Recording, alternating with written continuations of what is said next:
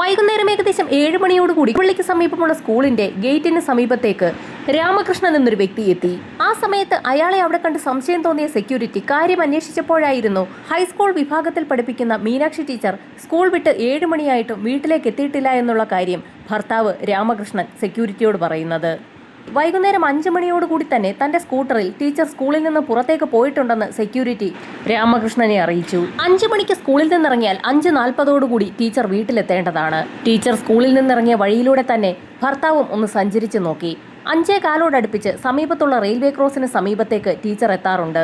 Railway ക്രോസിന് സമീപത്തുള്ള കടകളിൽ അന്വേഷിച്ചപ്പോൾ 5:15 ടീച്ചറെ അവിടെ വെച്ച് പലരും കണ്ടതായി ഭർത്താവ് രാമകൃഷ്ണനോട് പറഞ്ഞു. റെയിൽവേ ക്രോസ് കഴിഞ്ഞതിന് ശേഷമുള്ള കടകളിൽ തിരക്കിയപ്പോഴും ടീച്ചറെ അവരൊക്കെ കണ്ടതായി അയാളെ അറിയിച്ചു. 5:30 മണിയോടടുപ്പിച്ച് തന്നെ മീനാക്ഷി ടീച്ചർ ആ ഭാഗത്തൊക്കെ എത്തിയിട്ടുണ്ടെന്ന് ഭർത്താവിന് മനസ്സിലായി. ആ കടയുടെ സമീപത്ത് നിന്നും 10 മിനിറ്റ് കൂടി വണ്ടി ഓടിച്ചാൽ വീട്ടിലേക്ക് എത്താവുന്നതാണ്. ആ 10 മിനിറ്റ് ദൂരത്തിനിടയിൽ ടീച്ചർക്ക് എന്ത് സംഭവിച്ചു കാണുമെന്ന് രാമകൃഷ്ണന് സംശയം തോന്നി. ഒരു പക്ഷേ മറ്റെവിടെയെങ്കിലും കയറിയതിനു ശേഷം ടീച്ചർ വീട്ടിലേക്ക് എത്തിയിട്ടുണ്ടാവുമെന്ന് കരുതി രാമകൃഷ്ണൻ അതിവേഗതയിൽ വീട്ടിലേക്കെത്തി. എന്നാൽ മീനാക്ഷി ടീച്ചറെ വീട്ടിലെങ്ങും കണ്ടെത്താൻ രാമകൃഷ്ണന് കഴിഞ്ഞില്ല. ടീച്ചർ വീട്ടിലെത്തിയിട്ടില്ല എന്ന് മനസ്സിലാക്കിയതോടുകൂടി രാമകൃഷ്ണൻ തനിക്ക് പരിചയമുള്ള വ്യക്തികളെയൊക്കെ വിളിച്ച് മീനാക്ഷി ടീച്ചറെ അന്വേഷിച്ചു. ബന്ധുക്കളുടെ ആരുടെയും വീട്ടിലെത്തിയിട്ടില്ല എന്ന് മനസ്സിലായ നിമിഷത്തിൽ തന്നെ രാമകൃഷ്ണനും സുഹൃത്തുക്കളും അയൽവാസികളും ഒക്കെ ചേർന്ന് മീനാക്ഷി ടീച്ചറെ ആ പ്രദേശത്തൊക്കെ അന്വേഷിച്ചു. ടീച്ചർ പഠിപ്പിക്കുന്ന സ്റ്റുഡൻസിന്റെ വീട്ടിൽ വരെ അന്വേഷണവുമായി എത്തി. സമയം വൈകുന്തോറും രാമകൃഷ്ണന് ഭയം കൂടി വന്നു. പിന്നീട് അധികം വെച്ച് താമസിപ്പിക്കാതെ തന്നെ സമീപത്തുള്ള സ്റ്റേഷനിൽ പരാതിയുമായി രാമകൃഷ്ണൻ എത്തി. രാമകൃഷ്ണനോടും സുഹൃത്തുക്കളോടും പല കാര്യങ്ങളും പോലീസുകാർ ചോദിച്ചു. അധികം വീടുകളിലോ സുഹൃത്തുക്കളുടെ വീടുകളിലോ ഒന്നും പോകുന്ന ശീലം മീനാക്ഷി ടീച്ചർക്കില്ല. സ്കൂള് വിട്ടാൽ വീട്ടിലേക്ക് തന്നെയാണ് എത്താറുള്ളത്. ആ സമയത്തായിരുന്നു പോലീസുകാർക്ക് ഒരു സംശയം തോന്നിയത്. അതീവ സുന്ദരിയായ മീനാക്ഷി ടീച്ചർക്ക് ആരോടെങ്കിലും അടുപ്പമുണ്ടായിരുന്നെങ്കിൽ അവരാർക്കെങ്കിലും ഒപ്പം ഒളിച്ചോടിപ്പോകാൻ ഒരു സാധ്യത ഉണ്ടായിരിക്കുമോ എന്നുള്ളതായിരുന്നു പോലീസിന്റെ സംശയം. എന്നാൽ പോലീസിന്റെ ആ സംശയത്തിന് എല്ലാ ആളുകളും ഒരേ സ്വരത്തിൽ തന്നെയാണ് മറുപടി പറഞ്ഞത്. ടീച്ചർ അത്തരക്കാരിയല്ല. തീർത്തും നല്ല സ്വഭാവമുള്ള ഒരു വ്യക്തിത്വത്തിന് ഉടമ കൂടിയായിരുന്നു മീനാക്ഷി ടീച്ചർ. അതുകൊണ്ട് അങ്ങനെ ഒരു സംശയം തങ്ങൾക്കാർക്കുമില്ല എന്നും അത്തരത്തിൽ പോലീസുകാരും സംശയിക്കേണ്ടതില്ല എന്നും മീനാക്ഷിയുടെ ഭർത്താവ് ഉൾപ്പെടെ പോലീസുകാരോട് പറഞ്ഞു. പരാതി ഫയലിൽ സ്വീകരിച്ച പോലീസ് സംഘം അന്വേഷണത്തിന് ഉത്തരവിട്ടു. തൊട്ടടുത്ത ദിവസം തന്നെ SI ഉൾപ്പെടുന്ന സംഘം സ്കൂളിലെത്തി ഒരു അന്വേഷണം നടത്തി. സ്കൂളിൽ നിന്നും 5 മണിയോടുകൂടി ടീച്ചർ വീട്ടിലേക്ക് പോയി എന്നാണ് പോലീസുകാർക്ക് കിട്ടിയ വിവരം. ടീച്ചർ സഞ്ചരിച്ചിട്ടുള്ള വഴിയിലൂടെ പോലീസ് സംഘം ഒരു അന്വേഷണം നടത്തിയപ്പോൾ 5:15 ലെവൽ ക്രോസിന് സമീപത്ത് ടീച്ചറെ കണ്ടതായി ചില കടക്കാരൊക്കെ പോലീസിന് മൊഴി നൽകി. പോലീസ് അന്വേഷണം പുരോഗമിക്കുന്നതിനിടയിൽ എല്ലാ ദിവസവും രാമകൃഷ്ണൻ പോലീസ് സ്റ്റേഷനിലേക്ക് എത്തി മീനാക്ഷി ടീച്ചറെ കുറിച്ച് എന്തെങ്കിലും വിവരം ലഭിച്ചോ എന്നുള്ള കാര്യം അന്വേഷിക്കുന്നത് പതിവാക്കി. പോലീസ് അന്വേഷണം പുരോഗമിക്കുന്നതിനിടയിലായിരുന്നു ഒരു ദിവസം പോലീസ് സ്റ്റേഷനിൽ നിന്നും രാമകൃഷ്ണനെ തേടി ഒരു ഫോൺ കോൾ എത്തിയത്. മീനാക്ഷി ടീച്ചറുടേതെന്ന് തോന്നിക്കുന്ന ഒരു മൃതദേഹം കണ്ടുകിട്ടിയിട്ടുണ്ടെന്നും രാമകൃഷ്ണൻ എത്രയും വേഗം തന്നെ സ്റ്റേഷനിലേക്ക് എത്തണമെന്നുമാണ് SI അറിയിച്ചത്. പറഞ്ഞതനുസരിച്ച് രാമകൃഷ്ണൻ സ്റ്റേഷനിലേക്ക് എത്തുകയും പോലീസുകാർക്കൊപ്പം മെഡിക്കൽ കോളേജിലേക്ക് പുറപ്പെടുകയും ചെയ്തു. മോർച്ചറിയുടെ വാതിൽക്കലെത്തിയ നിമിഷത്തിൽ തന്നെ എന്ത് ചെയ്യണമെന്നറിയാതെ രാമകൃഷ്ണൻ പൊട്ടിക്കരഞ്ഞു തുടങ്ങി. എന്നാൽ അപ്രതീക്ഷിതമായ കാര്യങ്ങളാണ് അവിടെ സംഭവിച്ചത്. മോർച്ചറിക്കുള്ളിലേക്ക് കയറി മൃതദേഹം തിരിച്ചറിയുന്ന നിമിഷത്തിൽ തന്നെ രാമകൃഷ്ണന് ഒരു കാര്യം വ്യക്തമായി. അത് മീനാക്ഷി ടീച്ചർ അല്ല. അയാൾ അക്കാര്യം പോലീസുകാരെ അറിയിക്കുകയും ചെയ്തു. പോകെ പോകെ രാമകൃഷ്ണന് ഒരു കാര്യം വ്യക്തമായി. അജ്ഞാത മൃതദേഹങ്ങൾ കണ്ടെത്തുമ്പോൾ മാത്രമാണ് പോലീസുകാർ രാമകൃഷ്ണനെ വിളിച്ച് ബോഡി തിരിച്ചറിയുന്നതിന് വേണ്ടി എത്തണമെന്ന് പറയുന്നത്. അല്ലാതെ പോലീസിന്റെ ഭാഗത്തു നിന്നും കാര്യമായ അന്വേഷണമൊന്നും ഉണ്ടാകുന്നില്ല എന്നുള്ള കാര്യം രാമകൃഷ്ണന് വ്യക്തമായി. മീനാക്ഷി ടീച്ചറുടെ തിരോധാനവുമായി ബന്ധപ്പെട്ട് സ്കൂളിൽ നിന്നും പല മേഖലകളിലേക്ക് പരാതികൾ നൽകിയിട്ടുണ്ട്. എന്നിട്ടും അന്വേഷണം എങ്ങും എത്താത്ത സാഹചര്യത്തിൽ രാമകൃഷ്ണൻ തനിക്ക് പരിചയമുള്ള ഒരു അഡ്വക്കേറ്റിനെ കാണുകയും ഹൈക്കോടതിയിൽ ഒരു ഹേബിയസ് കോർപ്പസ് ഹർജി ഫയൽ ചെയ്യുകയും ചെയ്തു. രാമകൃഷ്ണന്റെ ആ ഇടപെടൽ ഫലം കണ്ടു. ഹൈക്കോടതി കേസ് അന്വേഷണം ലോക്കൽ പോലീസിൽ നിന്നും ക്രൈംബ്രാഞ്ചിലേക്ക് മാറ്റി നൽകി. ഗവൺമെന്റ് ഹൈസ്കൂളിലെ ഒരു ടീച്ചറെയാണ് കാണാതെയായിട്ടുള്ളത്. കേസന്വേഷണവുമായി ബന്ധപ്പെട്ട കേസ് ഡയറി ലോക്കൽ പോലീസിനോട് കോടതിയിലേക്ക് ഹാജരാക്കാൻ ഹൈക്കോടതി ആവശ്യപ്പെട്ട സാഹചര്യത്തിൽ കേസന്വേഷണം പൂർത്തിയാക്കിയ ഫയൽ കോടതിയിൽ സമർപ്പിക്കപ്പെട്ടു. ആ ഫയൽ വിശദമായി പരിശോധിച്ച കോടതി ഞെട്ടിപ്പോയി. കാര്യമായ ഒരു അന്വേഷണവും പോലീസിന്റെ ഭാഗത്തു നിന്നും ഉണ്ടായിട്ടില്ല. അവിടെ ചില കാട്ടിക്കൂട്ടലുകൾ നടത്തിയിട്ടുണ്ടെന്നല്ലാതെ അന്വേഷണമേ നടന്നിട്ടില്ല എന്നുള്ളതാണ് ചുരുക്കം. സർക്കാരിന്റെ നിർണായക ഇടപെടലിൽ അന്വേഷണം ക്രൈംബ്രാഞ്ച് സംഘം ഏറ്റെടുത്തു. ക്രൈംബ്രാഞ്ച് സംഘം മീനാക്ഷി ടീച്ചറുടെ തിരോധാനവുമായി ബന്ധപ്പെട്ട് അതുവരെ കളക്ട് ചെയ്തിട്ടുള്ള എല്ലാ വിവരങ്ങളും വിശദമായി തന്നെ പഠിച്ചു. വളരെ നിരുത്തരവാദപരമായ ഒരു കേസന്വേഷണമാണ് നടന്നിരിക്കുന്നതെന്ന് ക്രൈംബ്രാഞ്ചിന് വ്യക്തമായി. മീനാക്ഷി ടീച്ചറുടെ സ്കൂളിൽ നിന്നുള്ള അന്നത്തെ യാത്ര ക്രൈംബ്രാഞ്ച് സംഘം ഒന്നുകൂടി റീക്രിയേറ്റ് ചെയ്തു നോക്കി. സ്കൂളിൽ നിന്നിറങ്ങിയ ടീച്ചർ ലെവൽ ക്രോസ് വരെ എത്തിയിട്ടുണ്ട്. അവിടെയുള്ള കടക്കാർ ടീച്ചറിനെ കണ്ടിട്ടുമുണ്ട്. ലെവൽ ക്രോസിന് ശേഷം വീട്ടിലേക്ക് എത്തുന്ന ദൂരത്തിനിടയിലുള്ള ഭാഗത്ത് വെച്ചാണ് ടീച്ചർ മിസ്സായിരിക്കുന്നത്. ടീച്ചറെ കുറിച്ച് സ്കൂളിൽ ഒരു അന്വേഷണം നടത്തിയപ്പോൾ കൂടെയുള്ള സഹപ്രവർത്തകർ ചില കാര്യങ്ങളൊക്കെ പോലീസുകാരോട് പറഞ്ഞിട്ടുണ്ട്. ടീച്ചർ എല്ലായ്പ്പോഴും ആഭരണങ്ങൾ ധരിക്കുന്നതിൽ വളരെ ഇഷ്ടമുള്ള ഒരു വ്യക്തിയാണ്. നല്ല ഭംഗിയുള്ള വളകളും കമ്മലും മാലയും മോതിരവുമൊക്കെ അണിഞ്ഞു മാത്രമേ ടീച്ചർ സ്കൂളിലേക്ക് വരാറുള്ളൂ. എല്ലാ ദിവസവും ടീച്ചർ കൈവശമുള്ള ആഭരണങ്ങളൊക്കെ വസ്ത്രത്തിന് അനുയോജ്യമായി മാറി മാറി ഇട്ടുകൊണ്ടുവരിക പതിവായിരുന്നു. ധാരാളം സ്വർണ്ണാഭരണങ്ങൾ ധരിച്ചാണ് ടീച്ചർ സ്കൂളിലേക്ക് വരികയും പോവുകയും ചെയ്യുന്നതെന്ന് പോലീസിന് വ്യക്തമായി. ടീച്ചർ ആഭരണങ്ങളൊക്കെ ധരിക്കാറുണ്ടെന്നുള്ള കാര്യം സമീപത്തുള്ള കടക്കാരും ടീച്ചറിന്റെ ഭർത്താവുമൊക്കെ പോലീസിന് മൊഴി നൽകി. മോഷണ ശ്രമമാണോ ടീച്ചറുടെ തിരോധാനത്തിന് പിന്നിലെന്ന് പോലീസിന് സംശയം തോന്നി. ക്രൈംബ്രാഞ്ച് സംഘം ലെവൽ ക്രോസ് മുതൽ ടീച്ചറിന്റെ വീട് വരെയുള്ള സ്ഥലത്ത് വിശദമായ പരിശോധന തന്നെ നടത്തി. സമീപത്തുള്ള കിണറുകളിലും തോടുകളിലും വിശദമായ തിരച്ചിൽ തന്നെ നടത്തി. കാണാതായിരിക്കുന്നത് ടീച്ചറിനൊപ്പം ടീച്ചറുടെ വാഹനം കൂടിയാണ്. അതുകൊണ്ട് തന്നെ പാതാളക്കരണ്ടി ഉപയോഗിച്ചുള്ള ഒരു തിരച്ചിൽ കൂടിയാണ് ക്രൈംബ്രാഞ്ച് സംഘം നടത്തിയത്. ടീച്ചറിനൊപ്പം വാഹനം കൂടി മിസ്സായതിലാണ് പോലീസിന് കൂടുതൽ ദുരൂഹത തോന്നിയത്. വാഹനത്തോടുകൂടി ഒരാളെ എങ്ങനെ തട്ടിക്കൊണ്ടു പോകുമെന്നുള്ളതായിരുന്നു പോലീസിന്റെ സംശയം. പ്രദേശമാകെ അരിച്ചു പറക്കിയിട്ടും പ്രതീക്ഷയ്ക്ക് വക നൽകുന്ന ഒന്നും തന്നെ കണ്ടെത്താൻ ക്രൈംബ്രാഞ്ച് സംഘത്തിന് കഴിഞ്ഞില്ല. പ്രദേശത്തുള്ള തോടുകളും കുളങ്ങളും ഒക്കെ അരിച്ചു പറക്കിയ സമയത്തായിരുന്നു വാഴത്തോപ്പുകളും അതിനോട് ചേർന്നുള്ള കാട് പിടിച്ച പ്രദേശവും പോലീസ് സംഘത്തിന്റെ ശ്രദ്ധയിൽപ്പെട്ടത്. ആ വിജനമായ സ്ഥലത്തുകൂടി 5-6 മിനിറ്റ് കൂടി വാഹനം ഓടിച്ചെങ്കിൽ മാത്രമേ വീട്ടിലേക്ക് എത്തുകയുള്ളൂ. റോഡിന്റെ ഇരുവശങ്ങളിലുമുള്ള കാട് പിടിച്ച പ്രദേശവും പോലീസ് സംഘം വിശദമായ തിരച്ചിലിന് വിധേയമാക്കി. സമീപത്തുള്ള ജലാശയങ്ങളിൽ മുങ്ങൽ വിദഗ്ധരെ ഉപയോഗിച്ചുള്ള തിരച്ചിലും നടത്തി. എന്നിട്ടും പ്രതീക്ഷയ്ക്ക് വക നൽകുന്ന ഒന്നും തന്നെ കണ്ടെത്താൻ ക്രൈംബ്രാഞ്ച് സംഘത്തിന് കഴിഞ്ഞില്ല. മീനാക്ഷി ടീച്ചറെ കണ്ടെത്തി ജീവനോടെയോ അല്ലാതെയോ എത്രയും വേഗം കോടതിയിൽ വിവരം നൽകണമെന്നുള്ള ഉത്തരവാണ് കോടതി സർക്കാരിന് നൽകിയിരിക്കുന്നത്. ക്രൈംബ്രാഞ്ച് സംഘം എത്ര തിരച്ചിൽ നടത്തിയിട്ടും മീനാക്ഷി ടീച്ചറെയോ അവരുടെ വാഹനമോ കണ്ടെത്താൻ കഴിഞ്ഞില്ല. അങ്ങനെ ദിവസങ്ങൾ കടന്നു പോയപ്പോഴായിരുന്നു പോലീസ് സ്റ്റേഷനിലേക്ക് അപ്രതീക്ഷിതമായി ഒരു ഫോൺ കോൾ എത്തിയത്. ആ ഫോൺ കോളിന്റെ അടിസ്ഥാനത്തിൽ പോലീസ് സംഘവും നാട്ടുകാരും നേരത്തെ പോലീസ് സംഘം തിരച്ചിൽ നടത്തിയ ലെവൽ ക്രോസിന് സമീപമുള്ള വാഴത്തോപ്പിന് സമീപത്തേക്കാണ് ഓടിയെത്തിയത്. വാഴത്തോപ്പിന് സമീപം കൃഷിക്കാർ പുതിയ വാഴകൾ നടുന്നതിന് വേണ്ടി വാരമെടുക്കുകയായിരുന്നു. ഇതിനിടയിലാണ് ഒരു അസ്ഥികൂടം കൃഷിക്കാർക്ക് ലഭിച്ചത്. ആ വിവരമാണ് അവർ സ്റ്റേഷനിൽ വിളിച്ചറിയിച്ചത്. പോലീസ് നിർദ്ദേശം നൽകിയതിനെ തുടർന്ന് ഫോറൻസിക് സംഘവും സംഭവസ്ഥലത്തേക്ക് എത്തി. ഫോറൻസിക് സംഘം വിശദമായ പരിശോധന നടത്തിയപ്പോഴാണ് ആ അസ്ഥികൂടത്തിന് സമീപത്ത് നിന്നും മറ്റു ചില കാര്യങ്ങൾ കൂടി ലഭിച്ചത്. ഒരു സിൽക്ക് സാരിയാണ് ഫോറൻസിക് സംഘത്തിന് ലഭിച്ചിരിക്കുന്നത്. പച്ച നിറത്തിലുള്ള ഒരു സിൽക്ക് സാരി ഏകദേശം പൊടിഞ്ഞു തുടങ്ങിയ അവസ്ഥയിൽ ആ ചെളിക്കുള്ളിൽ നിന്നും കണ്ടെത്തി. അസ്ഥികൂടത്തിന്റെ കാലിൽ ഒരു വെള്ളിക്കൊലുസും കയ്യിൽ ഒരു വെള്ളിയുടെ ബ്രേസ്ലെറ്റുമുണ്ട്. വിരലിൽ ഒരു വെള്ളി മോതിരവും ധരിച്ചിട്ടുണ്ട്. ഒരു സ്ത്രീയുടെ എല്ലിൻകൂടാണ് അവിടെ നിന്ന് ലഭിച്ചിരിക്കുന്നത്. അവരുടെ കൃത്യമായ പ്രായം വിദഗ്ധമായ പരിശോധനയ്ക്ക് ശേഷം മാത്രമേ പറയാൻ സാധിക്കുകയുള്ളൂ എങ്കിലും അവരുടെ മരണം സംഭവിച്ച സമയത്ത് ഏകദേശം 30 വയസ്സിൽ കൂടുതൽ പ്രായമുണ്ടാകാനാണ് സാധ്യതയെന്നും ഫോറൻസിക് സംഘം ക്രൈംബ്രാഞ്ചിനെ അറിയിച്ചു. കാണാതായിരിക്കുന്ന മീനാക്ഷി ടീച്ചർക്കും ഏകദേശം 30 വയസ്സിന് മുകളിലാണ് പ്രായമുള്ളത്. സംശയം തോന്നിയ ക്രൈംബ്രാഞ്ച് സംഘത്തിലെ തലവൻ ഉടൻ തന്നെ മീനാക്ഷി ടീച്ചറുടെ ഭർത്താവ് രാമകൃഷ്ണനെ ആ സ്ഥലത്തേക്ക് വിളിച്ചു വരുത്തി. രാമകൃഷ്ണൻ ഇപ്പോൾ വീട്ടിൽ തന്നെ ഒറ്റയിരിപ്പാണ്. അയാളുടെ ഭാര്യയെ കാണാതെയായിട്ട് ഏകദേശം 1.5 വർഷം പിന്നിട്ടിരിക്കുകയാണ്. ടീച്ചറെക്കുറിച്ച് ആലോചിച്ച് രാമകൃഷ്ണൻ വീട്ടിൽ തന്നെ ഇരിക്കുന്ന സമയത്താണ് പോലീസ് സംഘം അയാളെ ആ വാഴത്തോപ്പിന് സമീപത്തേക്ക് വിളിച്ചു വരുത്തിയത്. അസ്ഥികൂടത്തിലേക്ക് സൂക്ഷിച്ചു നോക്കിയ രാമകൃഷ്ണൻ ആ സമയത്തായിരുന്നു അസ്ഥികൂടത്തിന് സമീപം കിടക്കുന്ന പച്ച പട്ടുസാരി ശ്രദ്ധിക്കുന്നത്. ആ പട്ടുസാരി കണ്ട നിമിഷത്തിൽ തന്നെ രാമകൃഷ്ണൻ അലമുറയിട്ട് കരഞ്ഞു തുടങ്ങി. മീനാക്ഷി ടീച്ചറെ കാണാതാകുന്നതിന് ഏതാനും ദിവസങ്ങൾക്ക് മുൻപായിരുന്നു ടീച്ചറുടെ പിറന്നാൾ. ആ സമയത്ത് പച്ച നിറത്തിലുള്ള പട്ടുസാരിയായിരുന്നു രാമകൃഷ്ണൻ വാങ്ങി നൽകിയത്. ആ സാരിയാണ് ഇപ്പോൾ ആ വാഴത്തോട്ടത്തിൽ കിടക്കുന്നത്. മീനാക്ഷി ടീച്ചറുടെ ബാക്കിയുള്ള ആഭരണങ്ങളൊന്നും തന്നെ കാണാനില്ല. മീനാക്ഷി ടീച്ചറുടെ ശരീരത്തിലുണ്ടായിരുന്ന സ്വർണ്ണാഭരണങ്ങളൊന്നും തന്നെ കാണുവാനില്ല. ആ പച്ച പട്ടുസാരിക്ക് പുറമെ അവർ ധരിച്ചിരുന്ന വസ്ത്രങ്ങളൊന്നും തന്നെ അവിടെ നിന്നും കണ്ടെത്താനായിട്ടില്ല. അസ്ഥികൂടത്തിൽ നിന്ന് മാറി മറ്റൊരു സ്ഥലത്താണ് ടീച്ചറുടെ സാരി കിടന്നിരുന്നത്. അതിൽ നിന്നും ഒരു കാര്യം പോലീസിന് വ്യക്തമായി. ടീച്ചറുടെ ശരീരത്തിൽ നിന്നും വസ്ത്രങ്ങൾ അഴിച്ചെടുക്കപ്പെട്ടിട്ടുണ്ട്. ആ വിജനമായ സ്ഥലത്ത് വെച്ച് ടീച്ചറെ ആരെങ്കിലും കീഴ്പ്പെടുത്തിയതാകുമോ എന്ന് പോലും പോലീസ് സംശയിച്ചു. സാരി ലഭിച്ചെങ്കിൽ പോലും ടീച്ചർ തന്നെയാണോ മരണപ്പെട്ടിരിക്കുന്നത് എന്ന് ഉറപ്പാക്കണമെങ്കിൽ DNA പരിശോധനാ ഫലം കൂടി പുറത്തുവരണം. ടീച്ചറുടെ മാതാപിതാക്കൾ ജീവിച്ചിരിക്കുന്നത് കൊണ്ട് തന്നെ അവരെ ഉടൻ തന്നെ സംഭവസ്ഥലത്തെത്തിച്ച് DNA ശേഖരിക്കുകയും ചെയ്തു. ഇതോടൊപ്പം തന്നെ അസ്ഥികൂടത്തിന്റെ DNA എടുക്കുന്നതിനുള്ള നടപടികളും ആരംഭിച്ചു. ലഭിച്ചിരിക്കുന്നത് അസ്ഥികൂടമായതുകൊണ്ട് തന്നെ പോസ്റ്റ്മോർട്ടം നടത്തുന്ന ഡോക്ടർമാർക്കും മരണം എങ്ങനെയാണ് സംഭവിച്ചതെന്ന് കണ്ടെത്താൻ ബുദ്ധിമുട്ടുണ്ടായിരുന്നു. ആ അസ്ഥികളിൽ ബലപ്രയോഗം നടന്നിട്ടുണ്ട്. അസ്ഥികൂടത്തിന്റെ കാലുകൾ രണ്ടും വലിച്ചു വിടർത്തി വെച്ച നിലയിലായിരുന്നു. ടീച്ചർ റേപ്പ് ചെയ്യപ്പെട്ടിട്ടുണ്ടോ എന്ന് ഡോക്ടർമാർക്ക് പോലും സംശയം തോന്നി. എങ്കിൽ പോലും ആ എല്ലും കൂടത്തിൽ നോക്കി കാര്യങ്ങൾ വിശദമായി പറയാൻ ഡോക്ടർമാർക്ക് പോലും കഴിയാത്ത അവസ്ഥയായിരുന്നു. കാലുകൾ വലിച്ചു വിടർത്തിയതിന്റെ ഭാഗമായി എല്ലുകൾക്ക് ക്ഷതം സംഭവിച്ചിട്ടുണ്ട്. അതുകൊണ്ടാണ് ഡോക്ടർമാർ തങ്ങളുടെ സംശയം ക്രൈംബ്രാഞ്ചിനെ അറിയിച്ചത്. DNA പരിശോധനാ ഫലം പുറത്തു വന്നതോടുകൂടി കൊല്ലപ്പെട്ടിരിക്കുന്നത് മീനാക്ഷി ടീച്ചറാണെന്ന് ഉറപ്പായി. അത് മാത്രവുമല്ല, ആ വ്യക്തിയുടെ മരണം സംഭവിച്ചിട്ട് ഇപ്പോൾ 1.5 വർഷം പിന്നിട്ടിരിക്കുകയാണ്. അതിനർത്ഥം മീനാക്ഷി ടീച്ചറെ കാണാതായ ആ സമയത്ത് തന്നെ അവരുടെ കൊലപാതകവും സംഭവിച്ചു എന്നുള്ളതാണ്.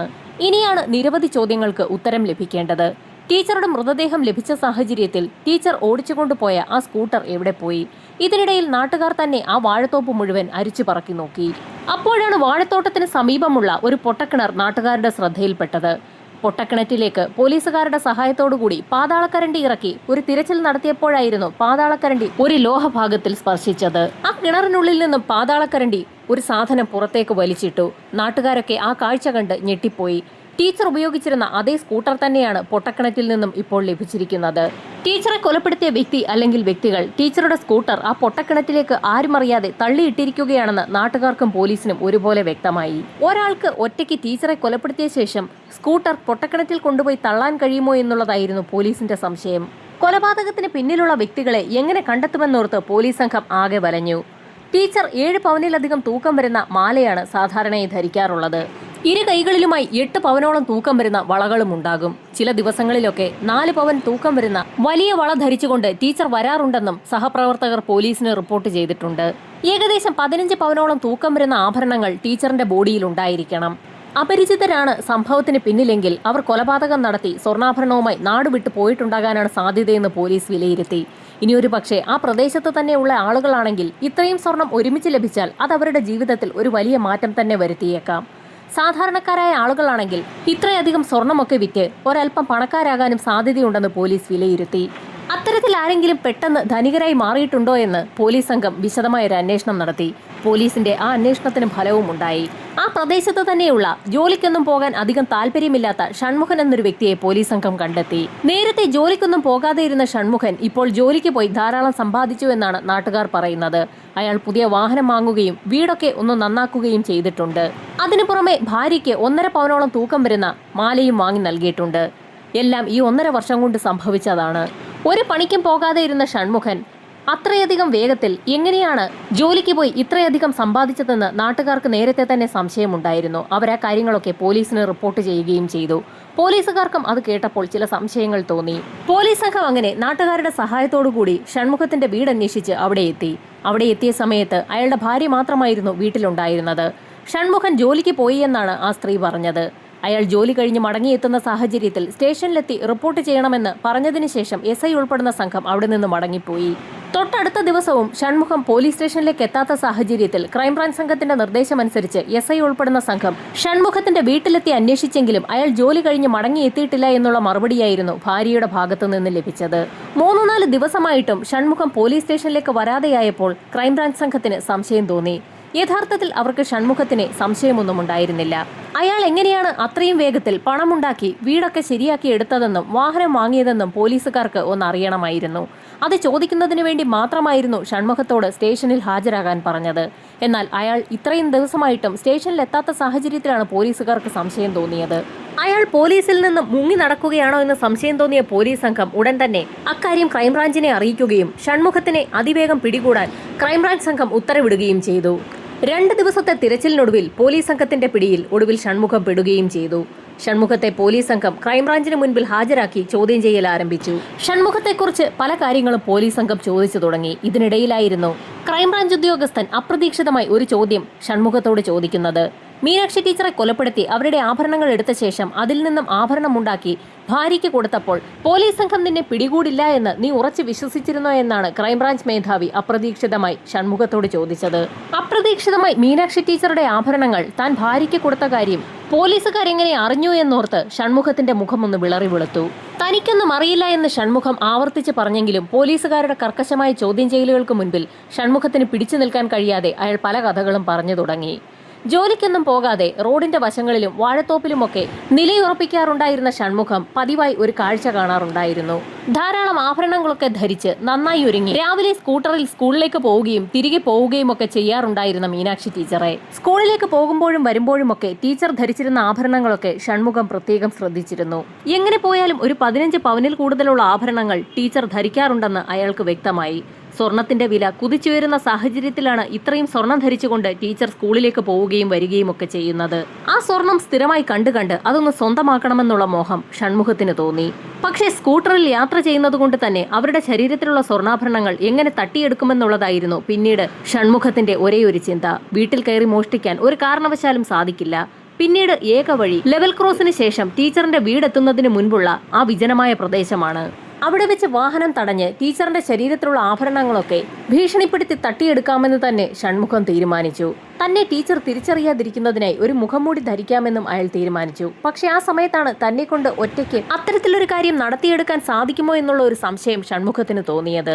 അങ്ങനെയാണ് ഷൺമുഖം തന്റെ മനസ്സിലുള്ള ഐഡിയ തന്റെ സുഹൃത്തായ കുമാർ എന്ന വ്യക്തിയോട് തുറന്നു പറയുന്നത്. ഷൺമുഖത്തെ പോലെ തന്നെ ജോലിക്കൊന്നും പോകാതെ കറങ്ങിത്തിരിഞ്ഞു നടക്കുന്ന ഒരു വ്യക്തിയാണ് കുമാർ. ജോലിക്കൊന്നും പോകാതെ കറങ്ങിത്തിരിഞ്ഞു നടക്കുന്ന ഷൺമുഖവും കുമാറും ഒക്കെ ആരുടെയെങ്കിലുമൊക്കെ വാഴത്തോപ്പിൽ കയറി വാഴക്കുലകൾ മോഷ്ടിച്ചുകൊണ്ട് ദൂരെ ഏതെങ്കിലും ചന്തയിൽ കൊണ്ടുപോയി വിറ്റ് കാശാക്കുന്നത് പതിവാണ്. സ്ഥിരമായി ഒരു തോട്ടത്തിൽ നിന്നും വാഴക്കുല മോഷ്ടിക്കുന്നത് അവരുടെ രീതിയല്ല. പല സ്ഥലങ്ങളിലുമുള്ള വാഴത്തോപ്പുകൾ കേന്ദ്രീകരിച്ചാണ് അവർ മോഷണം നടത്താറുള്ളത്. ചെറിയ ചെറിയ മോഷണങ്ങൾ മാത്രം നടത്തിയാൽ ജീവിതം മുൻപോട്ട് പോകില്ല എന്നും അതിനായി മീനാക്ഷി ടീച്ചറുടെ ആഭരണങ്ങൾ മോഷ്ടിക്കാമെന്നുമായിരുന്നു ഷൺമുഖം കുമാറിനോട് പറഞ്ഞത്. മീനാക്ഷി ടീച്ചറെ കുറിച്ച് കേട്ടപ്പോൾ തന്നെ കുമാറിന് അതിശയം തോന്നി. കാരണം അതേ മീനാക്ഷി ടീച്ചറെ പലപ്പോഴും റോഡിൽ വെച്ച് താൻ കാണാറുണ്ട്.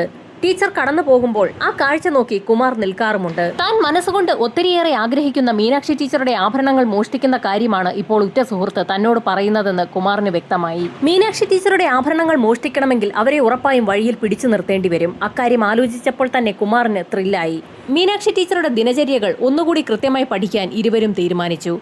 കൃത്യമായി അവർ സ്കൂളിൽ നിന്ന് മടങ്ങിപ്പോകുന്ന സമയമൊക്കെ ഇരുവരും നോട്ട് ചെയ്യുകയും ചെയ്തു. മീനാക്ഷി ടീച്ചറെ അപകടപ്പെടുത്താൻ പറ്റിയ സ്ഥലം വാഴത്തോപ്പിന് സമീപമുള്ള ആ കാട് തന്നെയാണെന്ന് അവർ ഉറപ്പിച്ചു. അങ്ങനെയാണ് ആ ദിവസം അവർ തിരഞ്ഞെടുത്തത്.